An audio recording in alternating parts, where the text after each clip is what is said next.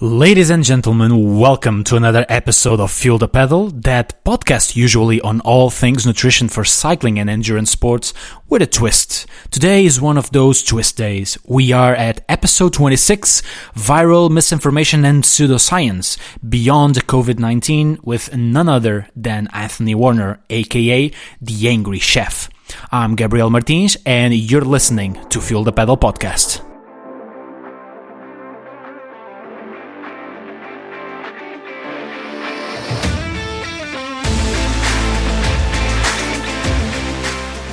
Welcome back to Fuel the Pedal. Thank you so much for being on that side. As usual, I am your host, Gabriel Martins, that Portuguese nutritionist broadcasting from Madrid in a clumsy English, but doing my best to reach all of you. I hope you're all doing well and staying safe at your homes. So first of all, there's a bird in the tree right outside the window that you're probably able to hear, so I'm afraid he's going to keep us company for a while. Let's bear with him. Judging by the title, you might have guessed that today's episode is a bit different than usual, and it's related to the current situation regarding the COVID-19 and how viral misinformation affected us during this phase. Today is episode 26, and I know it's a very long episode, and that will be my fault. I just have so many questions, and I've been wanting to talk with today's guest for a long time now. But if you're into this kind of topics as much as I am, I can promise you that it's worth your time. The reason for doing this episode is also the same reason for trying to keep this podcast alive. The excess of unfiltered and false information leading to misinformed people that is not only typical in the world of nutrition, that gives a voice to people with no credentials thanks to the internet, is going out of control, and it would be somehow predictable to get to false information circulating regarding the current coronavirus pandemic. This will be one to listen in parts, if you will, while doing your chores around the house.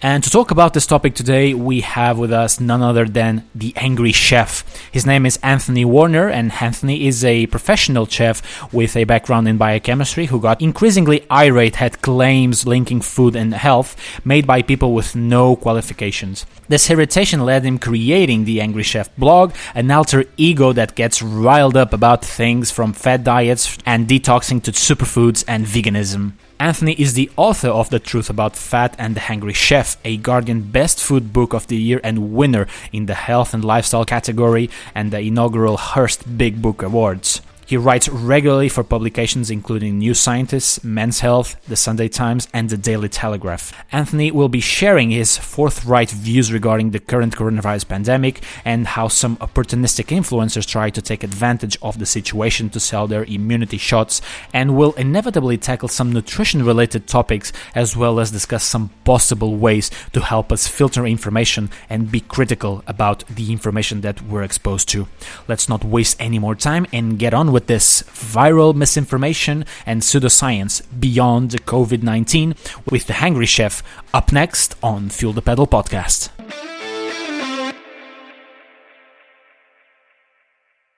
Anthony, it's so good to have you here with us. Thank you for taking the time to be here in these troubled times. How are you holding up? Personally, I'm doing pretty well. You know, I've obviously been at home for quite a while, and you do go a bit stir crazy, but you know, I have to count my blessings at the moment. I think I'm in a fortunate position and situation, and actually this part of the country which I'm in right now has not been affected too badly, but I'm acutely aware that many other people are having a really tough time at the moment. No doubt. Most of us should be counting our blessings, but these are definitely sensitive times for everyone. So, Anthony, for the listeners who are unaware of who you are, can you tell us a bit about you and especially about who exactly is the Angry Chef? Yeah, certainly.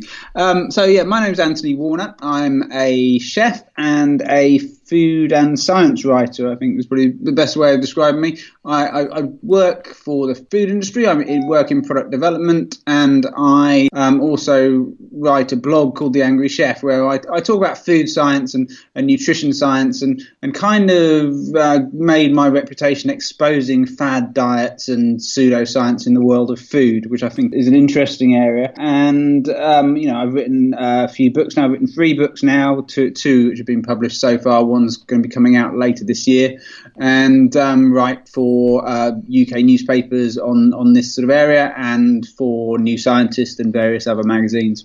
And yeah, I'm not a scientist, but I do have a background in. I have a degree in biochemistry, and I work in the food industry. I work with a lot of nutrition scientists and dietitians.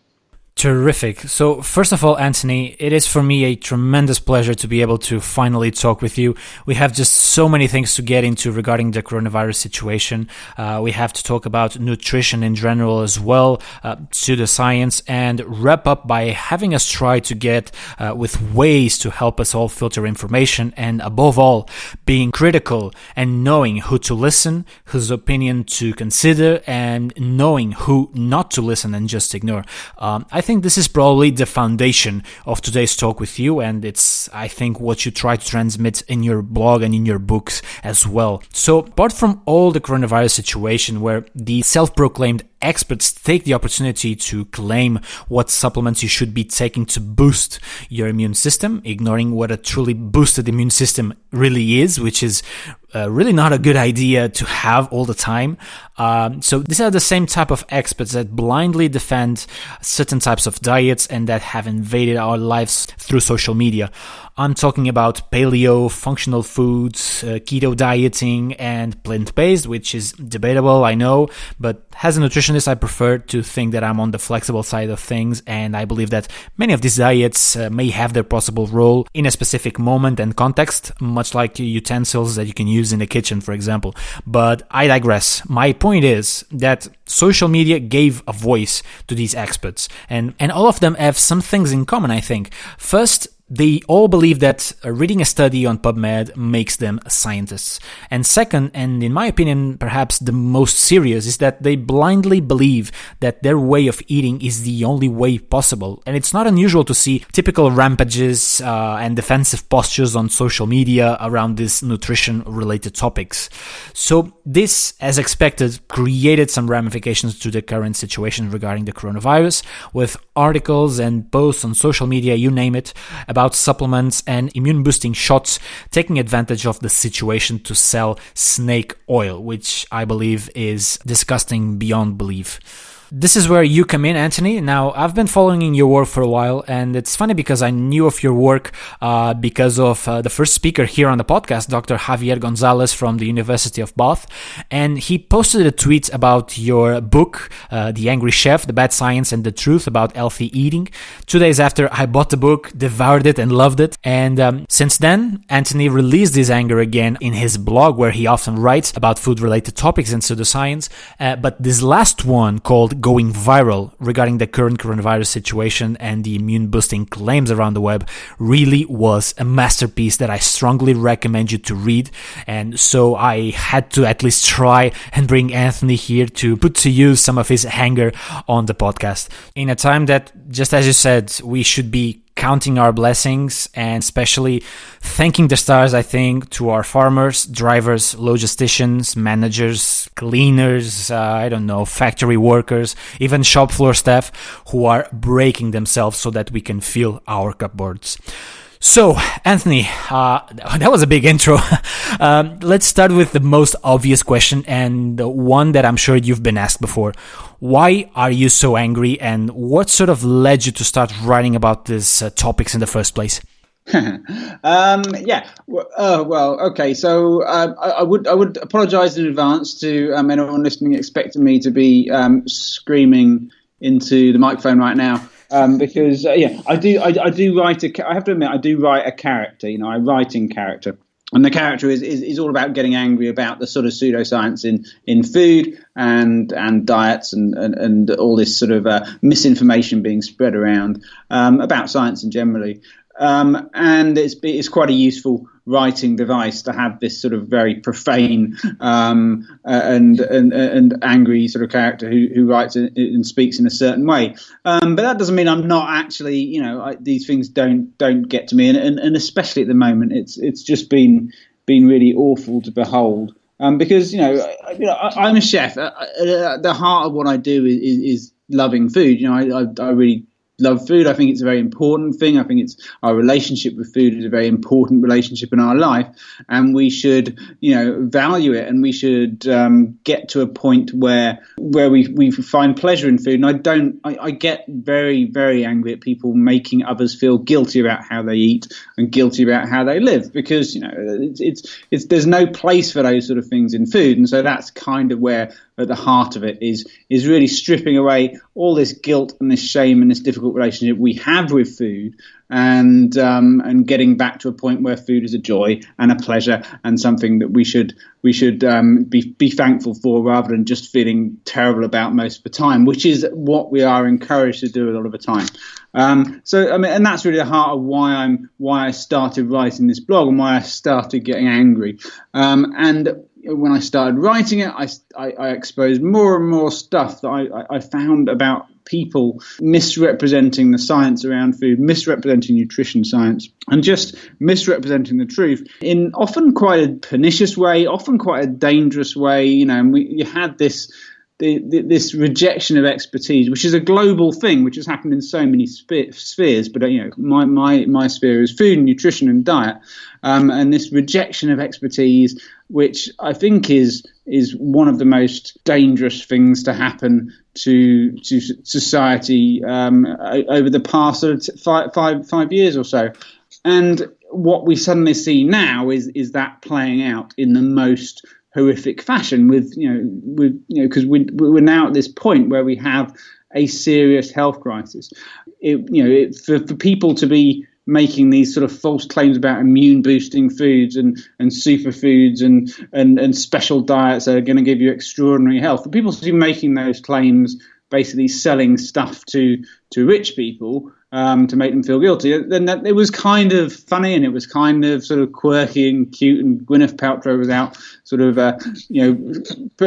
doing all these things on her website where she has the medical medium who speaks to a ghost from the future and gives advice about eating different things to cure different diseases, and it's quirky and it's funny. But then you have this health crisis, and everything that people like me and lots of other people as well have been shouting about for years suddenly is coming home to roost. And we're saying, actually, selling stuff to the worried well, then fair enough, that's annoying and it's frustrating, but you can cope with that.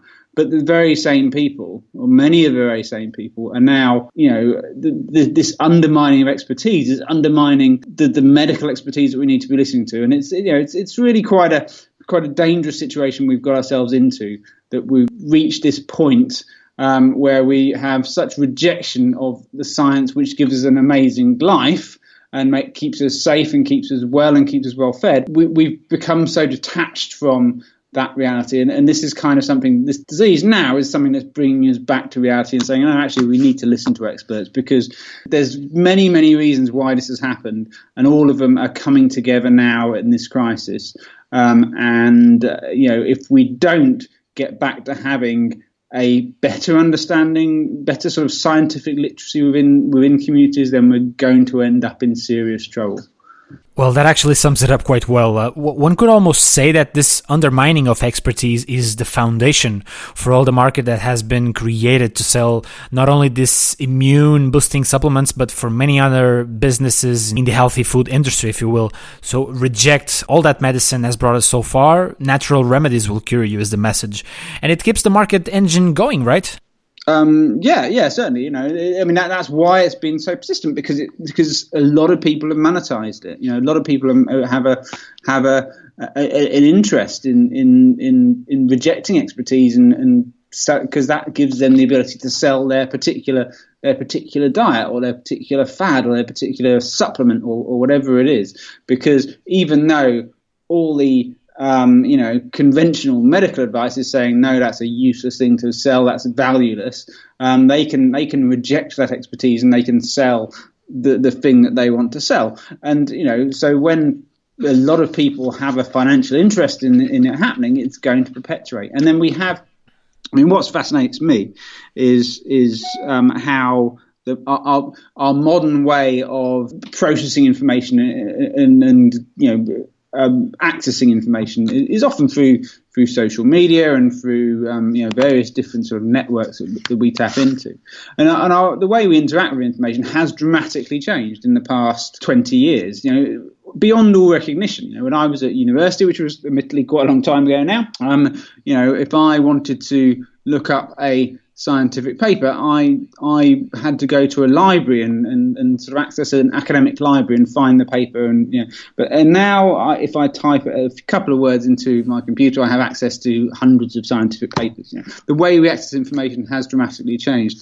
The way we are taught is dramatically changed. When I was studying, you basically went into a classroom and the guy at the front of the classroom had lots of knowledge and you didn't have much knowledge at all, and this guy gave you some knowledge. But now all of us have access to far more information than the person at the front of the room does, but on our phones or in our pockets. So we have the information, and what the person at the front of the room should be doing is telling us how to interpret and understand that information and how to make sense of it and how to apply that within the world. And I think people are rapidly these days are mistaking information with knowledge. They're just sort of they're thinking that because they've found some information that they know something, whereas actually they don't really understand that information. It's all about interpreting. So, and I think perhaps the way we teach science, certainly in schools, has kind of been a cause of this problem, because in a school, for instance, you're taught that science is a list of facts, a list of information that's all true, whereas the actual reality of science is obviously quite different to that. And most people still seem to think that there's a load of scientific fact and it's all in the peer-reviewed literature. So if you find something in that literature, which you can all have access to and you can all search these days, then it's definitely true and it's definitely a fact. Whereas the reality is it's often very different, and science is about exploring and it's about sort of finding a path towards the truth. As I'm sure most of your listeners are acutely aware of, but a lot of people aren't, and you end up with these sort of social media silos of people who have some really sort of strange beliefs, and these beliefs can sort of propagate and they can often slip into the mainstream, and it's up to people like me and lots of other people as well to sort of debunk and pull apart those ideas and to shout about this problem we have with information and with knowledge in our society at the moment. And hopefully what we're going through now will actually sort of galvanize that and make people realize what the importance of it is. Mm-hmm. Yes, for sure. And it's also funny because what I often try to do here in the podcast is to try and bring people to talk about their specific field of expertise in research or in cycling or any other area. And the speakers up so far, from what I noticed, had one thing in common. They are never 100% sure about all the questions, because they know of the limitations of their own research, and that's the essence of science. You can only apply things to a specific context. But on the other hand, the pattern you see on these self-proclaimed experts is that they are always sure about and they know everything, which is what people want to hear. The oversimplifications and certainty, which is a curious contrast. So some of the listeners might not see things this way, but the perception that I have as a nutritionist is that we got used to exaggerate the power of foods and the power of nutrition, jumping from trend to trend, categorizing particular foods as superfood, and now all of a sudden the intestine is suddenly the most popular organ in the body because your gut microbiota is the key to cure everything, which I'm sorry, but we just don't know that yet. And we are so focused on being the first and more worried than being right than being correct. I don't know if you have this perception as well, Anthony, but one particular phrase that annoys me is that let the food be your medicine, which I believe it's nonsense and only feeds this idea of exaggerating nutrition to create a template to sell books. And I'm sorry, Anthony, but I get too overwhelmed with this topic. So with all this in mind, Anthony, my question for you would be, from the perspective of who creates this fake sensationalistic information regarding nutrition, what motivates these self-proclaimed experts to do this? Do you think that they actually believe in what they sell? And from the perspective of who consumes this information, why do we seem to have lost this ability to think for ourselves and effectively filter this information? Yeah, no, they're really good questions. I tear myself apart about this idea of, do the people selling this stuff believe it? Because in my book certainly I've looked at the real dark heart of this sort of pseudoscience about people claiming their diets can cure cancer, about people claiming their diets can reverse, can cure autism. Not that autism is something that can be or should be cured. And various other people who prey on various other extremely ill people, and we're very much seeing that now. My inboxes are full of people saying they can fight immunity and their diets can fight coronavirus. Do these people selling this stuff believe that they can help? I really hope they do in some ways, because the alternative, that they don't believe it and they're still trying to sell it to us, I think is too terrible to contemplate. I think that's an awful idea, that they would be that exploitative and they would be that manipulative. So I really hope that most of them do believe these things and are just victims of a lack of proper education and a lack of understanding and an overconfidence in their own ability. We have this world now where confidence in your ability and confidence in your knowledge seems to be more important than actual knowledge. You seem to be rewarded for just being overconfident, which is obviously a ridiculous thing. There's something you said earlier, which there's a quote from who was it from? I think it's George Bernard Shaw, who said, fools and fanatics are always so certain of themselves, and wiser men are full of doubt. And that's the thing. The more intelligence people have, the more they know about a subject, the more uncertain they are about it. Especially nutrition. Nutrition is almost by design an incredibly uncertain science. It's very difficult to do really, really hard science in nutrition.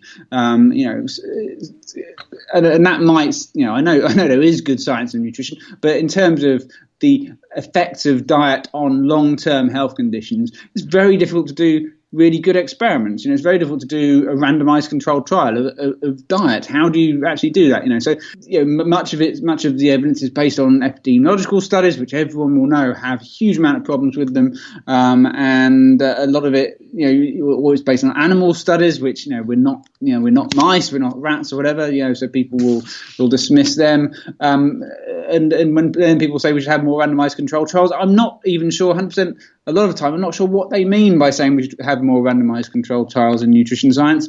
If you're looking at the long-term effects of a dietary pattern on someone's health over 20 years, how are you doing a randomized controlled trial? I'm not sure. I know there are things that can be done, but what you get is a science which has an enormous amount of uncertainty, and that's a real problem for us. That's a real problem for our brains, because our brains don't like uncertainty. We are drawn to certainty. We're drawn to people who have certain answers. So if you are someone who really understands nutrition and has a lifetime of knowledge and is a researcher or a dietitian or a clinician or someone with an enormous amount of experience, and you ask them for a certain answer about what diet they should have or whatever, they won't give you an answer. They won't give you a certain answer. They'll give you nuance and uncertainty, and they'll reflect the true state of knowledge and the true state of the science. That doesn't sit very well with our minds. People like certainty, and so people selling these diets will look towards. They'll sort of develop certain answers in their mind in order to kind of make themselves feel more in control, because when something is out of control and uncertain, that scares us, and so we grasp for something. We grasp for some sort of certainty, and so often people will, if someone's coming along saying sugar is the root of all evil, or gluten is toxic, or don't eat nightshade vegetables, or don't eat meat, or don't eat dairy, or something like that, I'm giving you some really, really hard and fast rules, even though those rules are not based on good evidence. If you're looking for long-term health, unfortunately, they are very, very compelling. Those arguments are very compelling for most people, especially people who aren't really, really into nutrition science and aren't really that interested in food. People who are just out there looking for a few little shortcuts to help them live a bit better life and feel a bit healthier. Those things are really, really compelling, and they draw people in. And it's that desire for certainty that our brains have. We are pattern-forming animals. We are storytelling creatures. We like a certain outcome, and when the actual science doesn't give you that certain outcome, we get drawn to this sort of uncertainty, and that can be extremely compelling for people. And it, I think that can make people believe their own stuff. It can make people believe their own dietary ideologies, but it also draws people in, and lots of people can then monetize that. And perhaps they think they're helping. Perhaps they think they're giving people,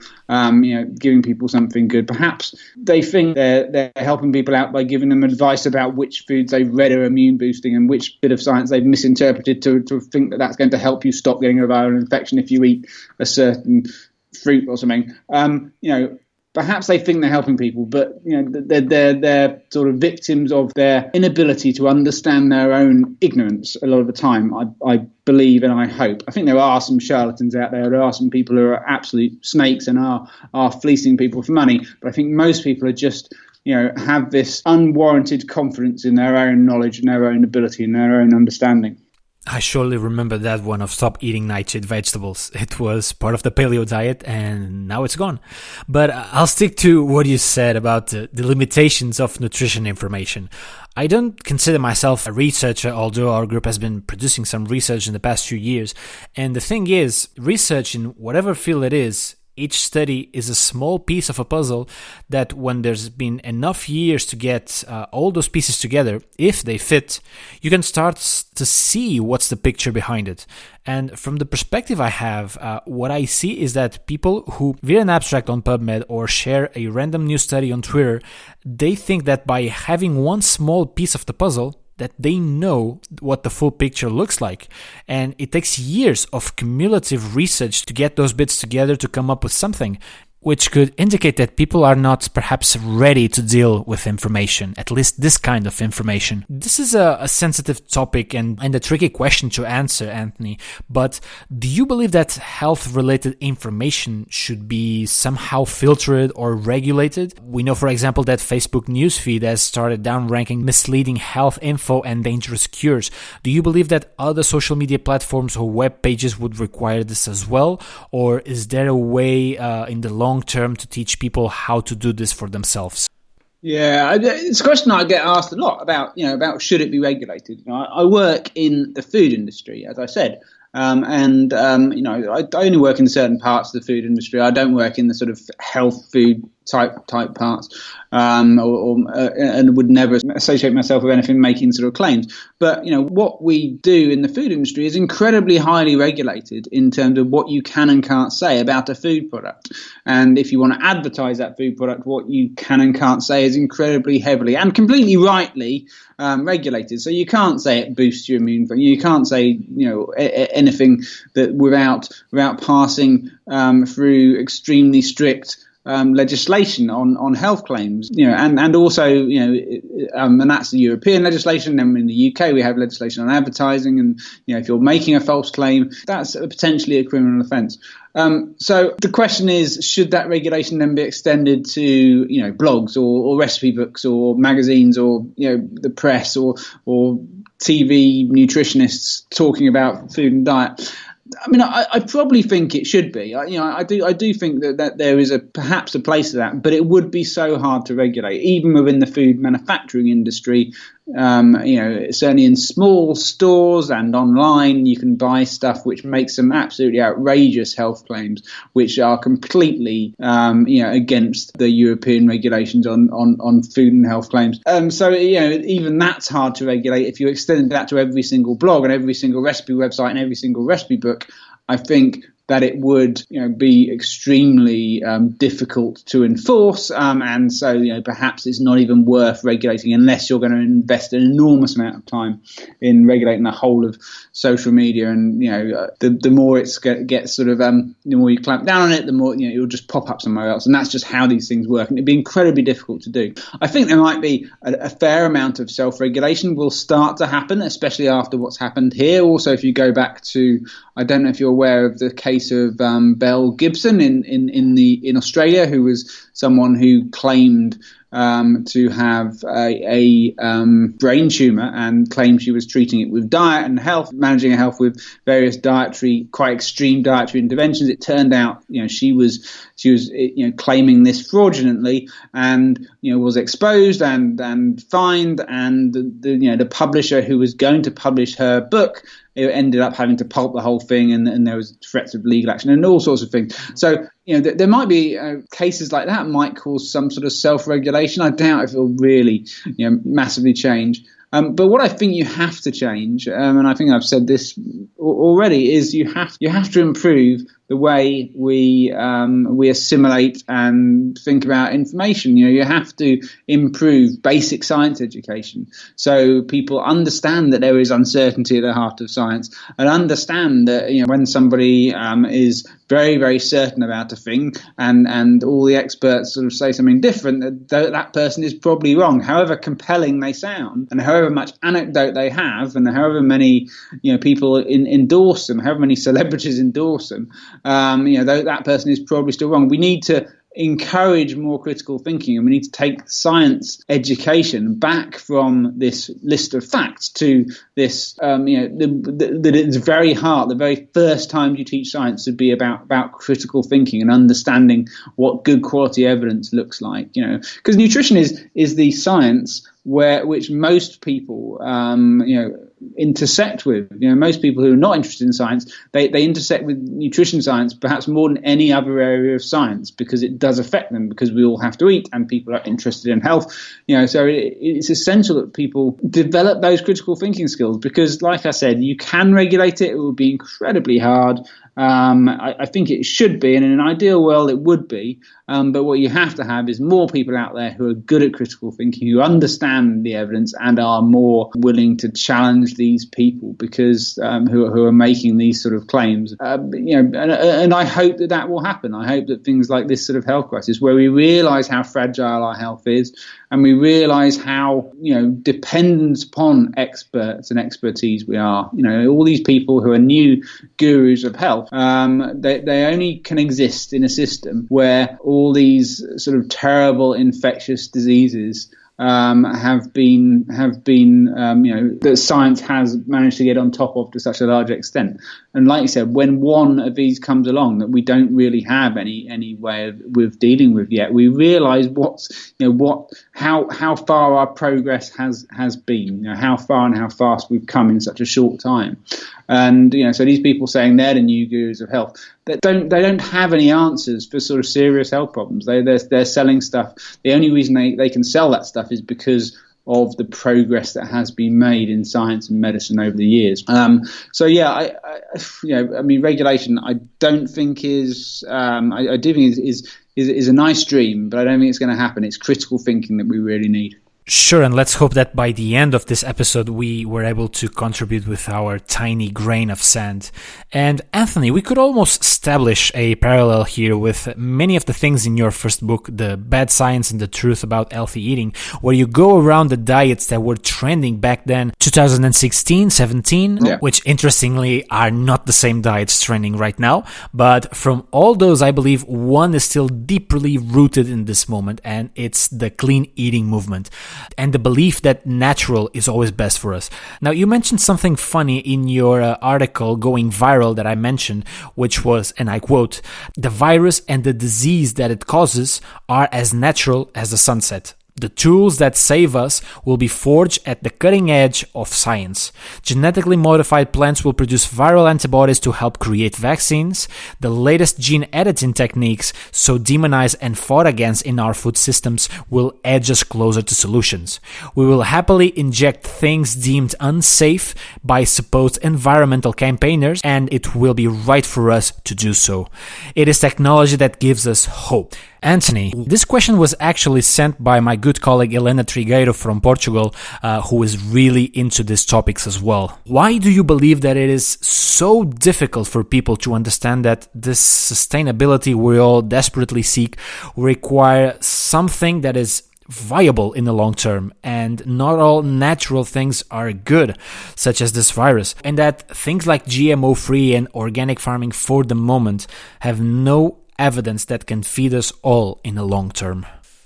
Yeah, no, it's a big problem. I think what you really need to understand about a lot of this stuff is that based on basic, very human misunderstandings of the world, and things that we are all in some way susceptible. One I mentioned before was about us seeking simplicity and not liking complexity. That's a very human thing. Another really important one is that we do have this tendency, sort of natural, seemingly innate sort of tendency for all humans, perhaps, that we tend to idolize the past to some extent. We look back to a point in the past which we think was the ideal time. Psychologists have described it to me as being perhaps because when we look at the past, we look back and as our bodies age and decline, we look back at the past and we kind of falsely equate our own decline with the decline of society or the world in general. And so we think that now is terrible and we think the past is good, generally speaking. Actually it's a very, very human tendency. We kind of all do it. It's almost instinctive. You see it in politics, make America great again, take my country back. A lot of political rhetoric is about going back to a time in the past. So that's something that's very appealing. But actually, when you analyse it, you think, where are we going back to? What period was really great? I'm not really sure. And it's also at the heart of almost every single major religion is this idea that there's a lost Eden or whatever the equivalent is in different religions that we have, humanity has ruined and we should be trying to get back to that state, and things were perfect and humanity ruined it somehow. So this idea that the past is a better place is very ingrained into us, and it's almost by every single measure not true. If you look at the food system, people say you should eat like your great grandmother used to, but if you actually analyse what your great grandmother ate, well, certainly in this country, my great grandmother probably had a pretty terrible diet. She probably had 90% of her calories came from bread. There was no cold supply chain. There was very little dairy. There was very little fresh produce. Most of it was extremely seasonal. There'd be long periods of a year where there'd be very little at all. They probably had a pretty terrible diet, and also most people were in that time were desperately poor and had really, really struggled to live, and medicine was pretty terrible in that time, and far more people suffered awful diseases, things like polio. To go back not too long ago, you go back to diseases like smallpox, which are just horrendous diseases, which medicine has conquered. So by almost every single measure, right now, although we're going through a pretty terrible time, this moment right now is one of the best times to be alive as a human. Even though we are going through a global pandemic now and there's enormous suffering, we also have more tools to fight it than we've ever had in history. We're perhaps not always using them in exactly the right way, but we will get through this in a way that other generations would not have got through. And this idea of idolizing the past is very ingrained. So it ends up being with this sort of naturalistic fallacy that people look back at the past and say things were natural back then, but they're not natural now because they're man-made and different. And it's really curious, how when the further our lives take us away from nature, and most of us in European countries would have lives which are pretty separate from nature. But the further away we get from nature, the more we idolize it. And it's, people say things are natural, then they must be good for you. That's clearly not true. That's almost a delusional thing to say, because there are so many things in nature that really want to kill you and really want to do you harm. So many of the most deadly poisons of all are completely natural. Botulism toxin is completely natural. But a teaspoon of it will kill 20,000 people. There's so much of nature wants to kill you. So many animals want to hurt you. So many viruses and bacteria want to do you harm. And so many man-made things are remarkably good for you. So it is a natural. There is this naturalistic fallacy. It's something that it's a shortcut that people use. And shortcuts are always dangerous. You always need to look out for them because they're almost always oversimplifying a complex reality. Certainly, there are man-made things which are dangerous, and there's lots about humanity which is not great. But you really need to be careful idolizing things and breaking things into particular categories, because as you said, so much of our food system and the food, the vegetables and the fruits we eat and the animals we eat and the we raise for livestock, they're, are they natural? I mean, they're not entirely. They don't, they're not similar to anything that exists in nature. The idea that we could eat a diet anything like our Paleolithic ancestors, which the paleo diet people think we can, is absolutely fanciful. It's absolutely ridiculous, and it's just based on an arbitrary set of rules. It's just basically quite a restricted diet which people lose weight on, but with some sort of caveman fantasies attached to it. More to do with episodes of the Flintstones than it is to do with any sort of real study of the diets of ancient humans. But it's just, again, it's people looking for shortcuts, looking for ways to navigate a complex world and a complex and uncertain world, and there's scary stuff around. So they look for simple shortcuts, and they often look, because these things aren't simple, they're almost always looking in the wrong place. Oversimplification and shortcutting, no doubt, are the main keywords to retain about this problematic. Anthony, we've tackled a similar topic here on the podcast some time ago on episode 9, where we had James Kennedy talking about chemophobia and the fear of everything that is chemical in our lives. And one of the main quotes that really stuck with me was that, health-wise, we are really good at identifying risks, but terrible at quantifying them. Would you agree with this statement, not only regarding disease risk, but also in this exaggeration of the effects that certain food components and supplements may have on our health? How do you believe that this is affecting us? Yeah, I mean, the perception of risk, I think, is something that is fascinating, because we do. I think when it's explained to people properly, it's people do get it. People, the sensible people, will see this pandemic we're going through and understand that, this is a serious thing, and we need to take this incredibly seriously, even if, the actual risk to me, as an individual, is low. This is an unbelievably serious thing. So that's quite a complex, nuanced thing that we're trying to get across to people, and people do get it. But I think risk is incredibly poorly communicated very, very often. And I spend a lot of my time attacking Instagram diet gurus and people claiming remarkable weight loss, or people claiming they can cure disease. But, I do also reserve some of my time for criticizing proper scientists. And, communication of risk is something that is very, very poor within the scientific community very often, especially in nutrition.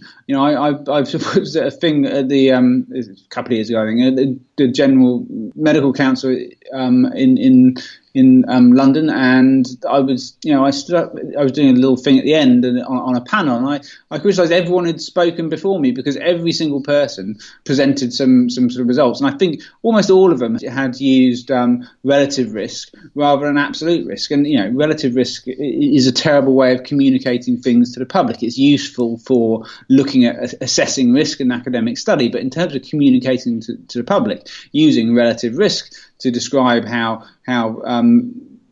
dangerous something is a terrible and often quite misleading way of communicating. But it is used in science communication all the time, because that makes the thing that you're talking about more interesting and more compelling, and more worthy of note. So the scientists kind of have an interest in communicating that, because that gets their research publicity. The university publicity department have an interest in getting that publicity. The journalist has an interest in publishing that, because, something causes a 40% increased risk of cancer is a big headline, but something causes a 0.01% increase in absolute risk of cancer is not a big headline. So without figures for absolute risk, relative risk is, I believe, is meaningless, but it's used all the time in science communication. And it's well known that that's a terrible way of communicating risk, but it's still very, very common within the nutrition science community. For various reasons, and lots of us sort of shout about it, but that doesn't seem to change, because people like big sort of scary numbers in their headlines in newspapers. People blame the press, but I'm not sure that's always. I think there's a complicity right away along the chain of how those things are communicated. So I think people can understand risk, but I think that it is generally communicated in a really bad way to create this sort of sensationalism and create this sort of a lack of nuance. Once again, there are sort of other various sort of complexities regarding how risk is communicated, and it is difficult for us to understand. But you end up with some sort of ridiculous ridiculous situations happening. Because I think when risks become extremely salient, when they become extremely visible in the public eye, they become things we are unnaturally afraid of, perhaps to too great an extent. I'm not talking about, the disease that we're going through now, but I think generally the problem is more about how risk is communicated. Sure, and there are just so many examples that we could use to put things into perspective to help everyone understand how important it is to properly quantify risk, and that relative risk is indeed a terrible way of communicating this to the general population. So for everyone listening, make sure to check for any news that you see on whatever topic it is in the future. It can be cancer risk, diabetes, or any cardiovascular disease. If the increased risk is quantified in relative risk, then it's going to appear much larger than it is, and in this case the absolute risk is a much better indicator. So Anthony, there is one other specific paragraph that I particularly like on your post going viral that could be associated with the true nature of people producing and releasing this false information in the world. And I think it's important to give to the listeners and provide them a profile of the people who produce this bad information that we have access to nowadays. And I'll quote your paragraph. "The world will bitterly remember those that try to exploit us in our darkest hour and confine to obscurity those that had nothing to offer." And this had me thinking about what type of people these self-proclaimed experts really are, with shortcuts to credentials they wish they had when using the words such as coach, expert, or specialist. Do you believe that these individuals are so eager to do this oversharing of dubious information to compensate for their low self-esteem, and how the word might be too strong, but how useless they may feel or used to feel before their virtual popularity?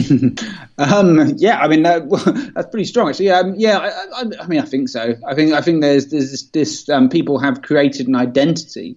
Certainly a lot of the diet people selling fad diets, they've created quite a sort of a contrarian identity where they reject the conventional science, and that, almost to an extent, a conspiracy theory mentality within diet, that sort of dietary guidelines are there to kill us, and that people have been lied to because of a massive conspiracy about combining the food industry and the pharmaceutical industry, and all these sort of narratives about huge conspiracy do exist within diet communities, and they've become very strong communities, and then there are people at the head of these communities who are these sort of new gurus, and that's been very much sort of built into people's identity really, really strongly, and that's a really curious phenomenon about diet, especially over the past few years, that we have this sort of very strong tribalism in diet. We have this idea that you look at someone's social media profile, and one of the first things they'll say about whether they're vegan or they're carnivore or they're keto or they're low carb, high fat, or they're real food, or they're whatever, that will be a very key part of their identity. And for me, that's really odd. For me, it's really odd to have what diet you're on as one of the most important things you want to tell the world about yourself, is what you don't have for dinner. Because it's almost always about exclusion. It's almost always about denial. All these dietary ideologies about denial and sacrifice, and not having certain things, and not eating a certain, not eating certain produce, or certain, not eating animals, or not eating vegetables sometimes, or not eating anything processed. It's always about denial. It's always about restriction.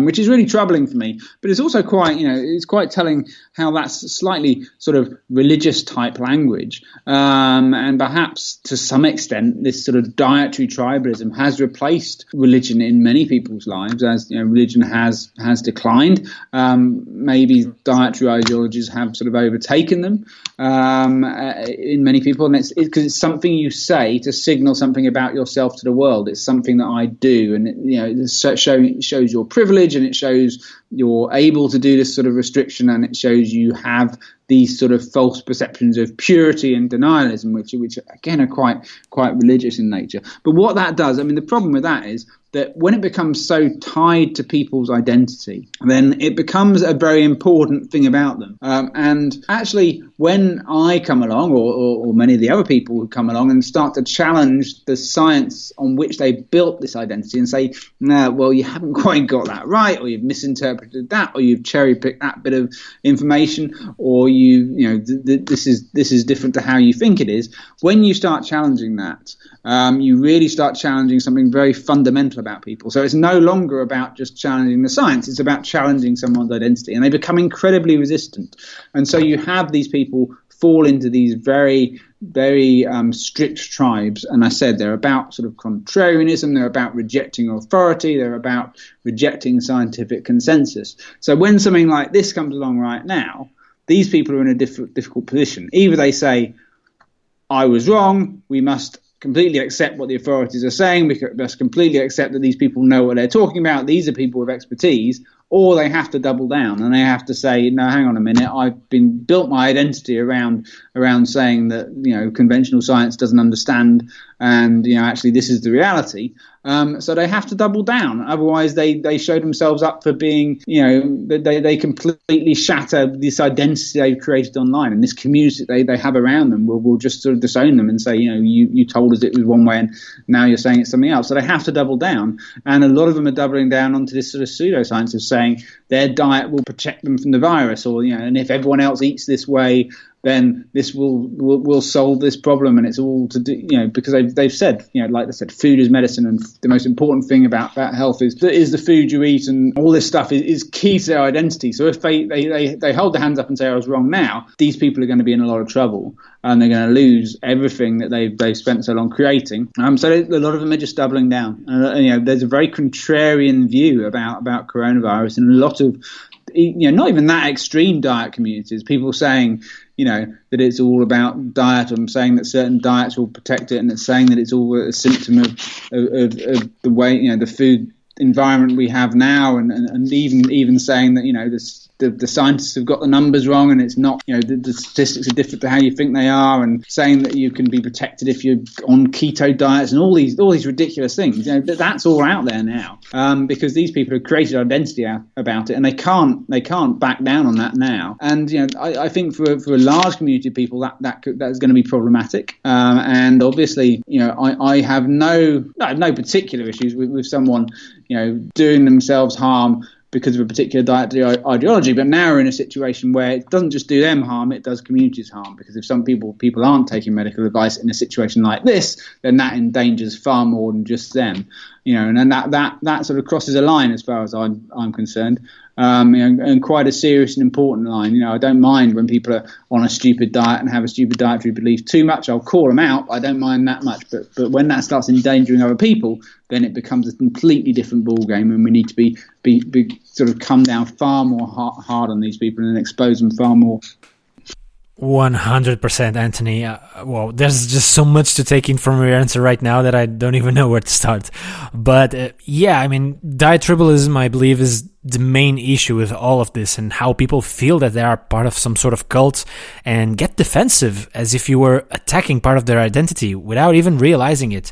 Even the ketogenic diet advocates said on Twitter regarding the coronavirus pandemic that we should place our faith in a high-fat diet, since elevated blood cholesterol concentration was known to increase infection resistance, from what I remember. And now my point is that the labels change, and we don't even realize how the keto advocates now were the paleo advocates from before. Some of them transitioned to the functional foodism, some of them to transition to keto diet, but all of them radical. That's the thing. And even the plant-based approach is all about, eat like me and save the world, improve your health, or you're wrong and you're ruining the environment, which is, I believe, it has some additional things to consider, and it's not a topic for this podcast.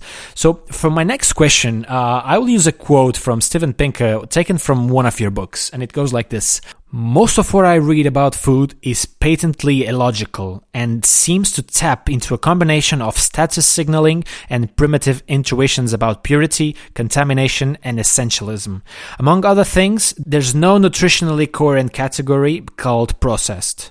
And adhering to the locavore food mice religion would mean that I would never eat an orange again." Now, Anthony, you're a chef and you probably understand the meaning of eating whole foods and have a better relationship with food better than anyone. But for the majority of people, I fear this will only lead to the same labeling that it would be used to sell pure foods again. So my question here is regarding how obsessed we have become with labeling and reducing down effects of food to isolated ingredients, which ultimately will keep on damaging people's relationship with food, from my perspective. Would you agree that such reductionist approaches would similarly lead to the same rule-driven fad diets? Yeah, no, it certainly does. I think you sort of have to, if you dip back into the past of nutrition science, obviously the important things in nutrition science has done over time. It has been quite reductionist, discovering that certain vitamin deficiencies or amino acid deficiencies cause certain health effects. That was an important step. Those are important steps in nutrition and improving the diets of the world. But kind of once you get to once you have an adequate diet, once you have all the micronutrients you need, and the small number of other bits and pieces you need, the rest of it, I think is actually reasonably irrelevant. We are a very adaptable species. That's one of the most important things about humans in terms of what we can eat. We are extremely adaptable, and we tend to just adapt. Once you've got all the certain basic requirements, we can pretty much eat whatever. In my opinion, and this sort of idea of reductionism and taking things down and thinking that like you said earlier, this idea that food is medicine is incredibly popular, and people will sort of say it as a sage bit of wisdom. But personally, I think it does a disservice to both food and to medicine, because food is far more than just medicine. It's far more than something you should take medically. It's something that's important socially. It's something that's important for bringing us together. It's something that's an important source of pleasure. And if you kind of reduce it down to like some specific set of chemicals that you're going to put in your body, I think that's a terrible way to relationship to have with food. But I also think it can lead you to sort of really problematic behaviours and problematic diets. My personal belief, and I might be wrong, but my personal dietary belief is really that we should try and eat as varied and interesting a diet as possible. And all the dietary fads, they're all based on restriction in some way. They're all usually based on cutting out an entire food group or cutting out an entire thing, or idolizing a certain ingredient. Idolizing, like you said, the idolization of protein, I think, is really problematic. See all these products with sort of extra protein and protein boosted chocolate bars and protein boosted everything, and we have this obsession with a certain ingredient. I think that's really problematic. Personally, I don't understand the need for it at all. And that sort of reductionism is always problematic. That idea that if I eat A, B will happen, is just the wrong way to think about food. I think you should certainly have to get a certain amount of micro macronutrients. That's really important, and far more of us are deficient in those than they should be. In the society we live in, so it's an unspoken problem, lack of different micronutrients. But once you have all those, then I think that people should just relax a bit more. And I think they'd be much happier with their diet if they just relaxed a bit more. And that's something I've always felt. I feel this obsession with what we should and shouldn't be eating and what food is good and bad is the most problematic thing about people's diets, almost entirely. I think that's what causes 90% of our problematic relationships with food. Is just people obsessing about what's good and bad and what they should and shouldn't be eating, rather than just relaxing and trying to enjoy eating a varied and interesting diet. Yes, but why do you think this message is just so difficult to pass? I mean, from the moment you use the word moderation, people automatically disconnect and you lose them. And I understand that moderation doesn't sell books, as you said. People want to understand the world and have a simplified solution for their problem. And this message is what we've been trying to pass on for a long time, we nutritionists. So how how can we improve the way of communicating this message without using the word moderation? Do you know what I mean, Anthony? Yeah, I mean, I've never. Yeah, I always worry about. I worry about even using that word moderation. I think it's more about variety. I think it's more about encouraging variety and encouraging people, because I think if you eat a diet with loads of different fruits and vegetables and beans and pulses and legumes and all these things and occasional bits of oily fish and stuff, if you eat loads and loads of different stuff, you'll generally land on a fairly healthy diet. If you only eat burgers and chips, you won't eat a healthy diet. Also, if you only eat cucumber and kale, you won't eat a healthy diet. So I think it's a case of, it's like all these things. You'll only get so far telling people off. You'll only get so far telling people they're doing stuff wrong and telling people what they shouldn't eat and telling people what they should avoid. It's a really terrible way to motivate people to a positive behaviour change. It's to make them feel guilty about it. It'll short term it'll work, but long term it won't. If you tell people that something is bad and something is not a good thing and you should avoid it and it's terrible and it's poisonous or whatever, then that creates, it does create a sort of salience to those sort of things. So you're telling someone never eat chocolate. Chocolate's terrible. It's full of calories. It's really calorie dense. It's really hyper palatable, which it is, But if you tell people that's a terrible thing, that will create a salience for it in their mind, and they will just think about chocolate all the time, and they will find that thing hard to resist when they get there. What we really need to do, and it's a very difficult thing to do, is kind of it's a fundamental restructuring of the food system. So it's not an easy thing, but it's making sure that there's a variety of interesting stuff available to people, and creating a world where the diet that you want people to eat is also the diet that they want to eat. That's the thing that's pleasurable and desirable. Because if you're just saying eat this thing as a penance, drink this sort of green juice, or we've been telling people to eat more fruits and vegetables as long as I've been alive, I think. Probably not quite that long, actually, but we've generally been telling people to eat more fruits and vegetables, eat 5 portions a day or 7 portions a day or whatever, and they don't do it. Because it feels we've kind of spent so long telling people that they're not doing enough. It feels like a penance. It feels like something that's difficult, rather than encouraging that as a thing that's pleasurable and a thing that's enjoyable and a thing that's discovering new flavors and eating things that are really, really delicious. We've framed it as being something that is, a thing that people are kind of doing to make themselves feel good. We're framing food as being a medicine, something you have to, a pill that you have to take, which is unpleasant, whereas we should be framing it as a pleasure, and we should be creating a world and a society where the things that, the better diets that people are going to find more healthful are actually the ones that are pleasurable and desirable and the people aspire to. And I think that's what we miss out. We make it a penance. We make it feel like a bad thing that you have to do, and it's worthy, and that's what good people do. But actually the real pleasure is in other stuff. Whereas actually, healthy foods, any food in a certain moderation is healthy, but a healthy dietary pattern can be really, really enjoyable and really, really exciting. And we don't frame it as that. We frame it as being, the good thing to do, and that instantly makes it sort of boring and something I want to resist for most people. And I just think we have that. I think the biggest problem with getting people to eat healthily is our obsession with healthy eating. I think if we didn't have that obsession with healthy eating, with all the food we have available today and all the produce we have available, which is sort of incredible and wonderful and a miracle of modern food systems. Our modern food system is a complete miracle. You can go into any supermarket in this country, and you have such an incredible variety of different fresh produce and loads of really healthy things that you can eat.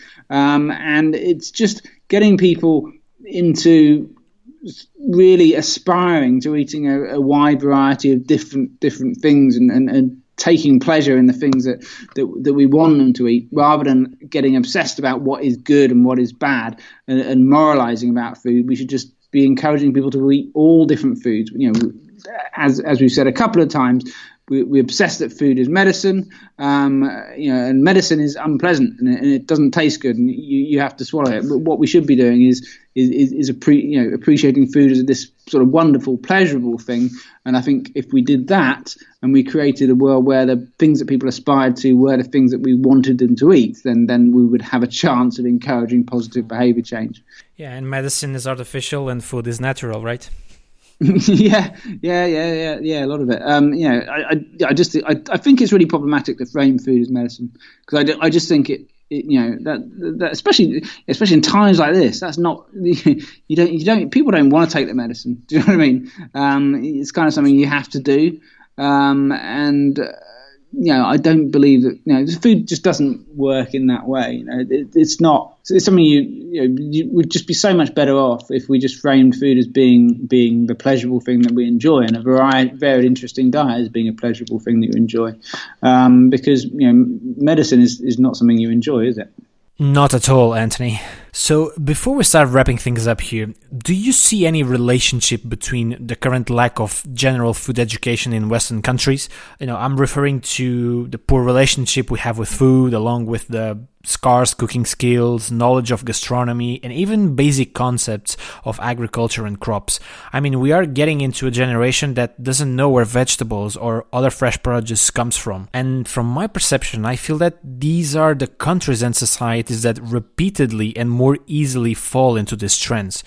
Do you think that improvements in these isolated fields would contribute in any way for us to become more self-aware and help us filter information in the future? Or do you think there are any other major factors at play here?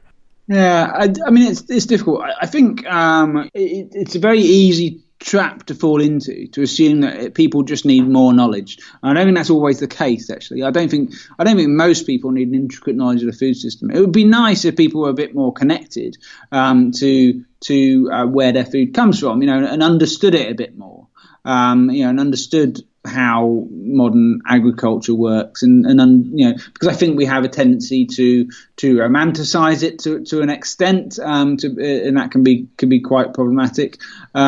But I don't think we need to. I think we need to be careful about saying people just need more information and then they'll behave better, because I don't think that's always the case. Actually, I used to very much advocate that, but more and more I think now, we have so much information in our modern lives that we have to process. You can't be an expert on everything. There's plenty of things that I do, and I don't know exactly how they work. I don't necessarily need to know exactly how the food system works. I don't need to know. I even don't need to be an extraordinary. I don't think everyone needs to be an extraordinary cook. I just think it's what we were saying earlier. It's about having some basic skills to critically assess information and think more deeply about it, and also have an awareness of our own cognitive failings. Make people understand more, because all the stuff that I've described, like us wanting simplicity over complexity, and us idolizing the past, and us wanting to exist in tribes, and the problems that can lead to, all those things. That's not, I'm not talking about other people. I'm talking about all of us do that to some extent, in some way. We all fall into certain tribes. We all like to look for simple solutions to complex problems we don't understand. Because we perhaps know or are more interested in the field of nutrition, we don't fall into those traps so often in that field, but we do. I'm sure we would in other fields, like in politics or technology or all these things. I think it's giving people that ability to assess complex information better, and it's also perhaps really, really important. Actually, is somehow getting back, reiterating the importance of expertise, because I think we've lost that very much, and that's really problematic. And maybe if there is some sort of silver lining to the crisis we're going through now, maybe we will start to turn more towards. We will realise the value of expertise, because it will be the experts who guide us through this crisis.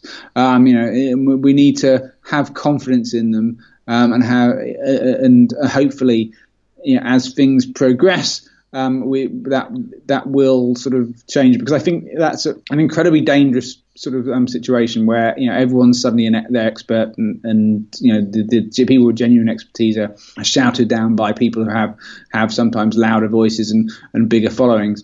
It's so. But that would be the thing that I really want to change, if anything, is getting people back to understanding what real expertise looks like.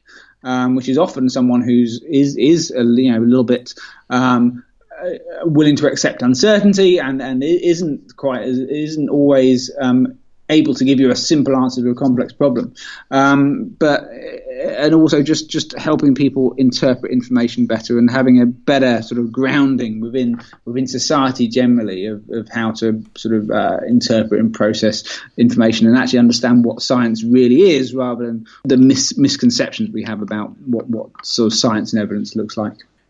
You've almost answered my final question there, Anthony, but I'll do it anyway and frame it differently. So we are reaching the end of the episode now. So how can we help people filter information? Regarding this issue of the coronavirus, we had inaccurate information circulating. Regarding nutrition, we have databases such as PubMed, which are available for people to check it. But in this particular case, not everyone is, I think, capacitated to deal with this information, and they tend to misinterpret it. So taking the current pandemic context and all that has been happening in nutrition and everything that we've been talking about during this podcast, how can we boost our filter of information and go back to trusting expertise again?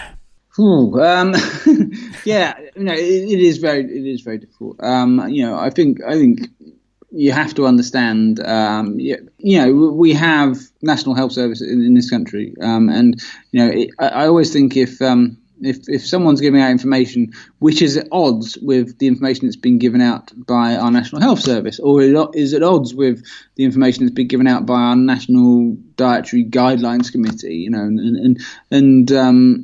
then you have to question why. And I think you have to help people understand perhaps how complex decisions are made on setting dietary guidelines, because I think people perhaps assume that people sit around in a room and go, what should we tell people not to eat, rather than understanding these are committees of the best people in the country who sit for months and have look through hundreds of papers and look at all the weight of all the evidence that's out there, rather than just sort of typing in a couple of search terms into PubMed and pulling up the first paper they see. And these are people who systematically review enormous amounts of information. May occasionally get stuff slightly wrong over a period of time, but constantly reassess it and constantly relook at, willing to relook if different evidence appears. And I think getting people to understand the complexity of decision making that goes into health guidelines, that goes into sort of clinical guidelines, that goes into any sort of higher level health advice or nutrition advice. I think that would be a really good thing to do, because I think people don't really understand that, how those decisions are got to, and that's why they're sort of inclined to believe armchair experts who sit there and Google a couple of papers and go, look what I've discovered, as if these sort of committees of professors and people with sort of a huge academic and clinical experience might have missed this thing that some engineer sat at home with a sort of 5-minute interest in nutrition has suddenly discovered. So I just think we need to kind of make people, I think what I said before, understand what expertise looks like. I think we're kind of in a society where it's about sort of media presentation very often, about how people come across on social media and about what they look like and look like, eat like me, look like me, sort of things. We need to get people back to really believing in expertise, and break down some of this sort of. I think we are adjusting to a social media age. We're adjusting to a different way of assimilating information in society, and I think the things we're seeing through this sort of tribalism that's been created and these false beliefs, I think it's a blip. I really do hope it is. I really hope we'll get to a better place with it as kind of society adjusts, because it has changed dramatically. And for me, the real key to that is, I think it's really about how we teach science and how we educate people, especially at school level. Before not necessarily at university level, but at school level, where we're teaching people the first sort of inkling of science that we give them should not be, here's a list of facts, here's a list of stuff. It should be, here's how we get to the truth. Here's what science is. Here's here's this incredible process which has created these incredible advances in society. This is how it works, and this is the uncertainty at its heart, and find a way of teaching that to people as they first start to encounter science, and that I hopefully would sort of underlie their sort of interaction with it going forward. Yeah, even if they don't go on to study it in the future, they will sort of have a better understanding of what truth looks like and what science is for, because I think it very much isn't what a lot of people think it is. Let's hope this message spreads like a virus, and we've contributed in some way to enlighten listeners a bit more about this important tool, which is our capacity to deal with information that is becoming more and more important, particularly in the situation we're going through right now.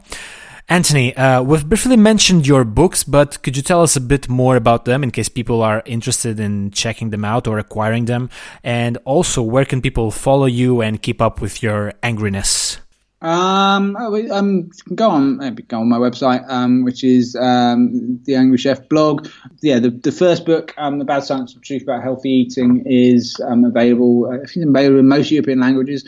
My second book, called The Truth About Fat. I have a third book coming out soon. But buy them from wherever you buy books. They're available in all the usual places, probably online these days, e-readers and audiobooks. And sort of follow me on Twitter, where I do most of my shouting at people, and read the blog, because I'm posting quite a bit at the moment.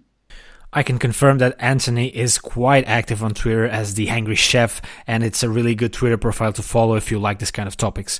Even Professor Stuart Phillips, who has been here on the podcast before, gave great compliments to the post on the Angry Chef blog going viral that we've been talking about here on the podcast, and that I really recommend you to read. And we could almost say that it motivated this episode as well. So, Anthony, thank you so much for being on Fuel the Pedal. I think it's a pleasure. It's good to be on.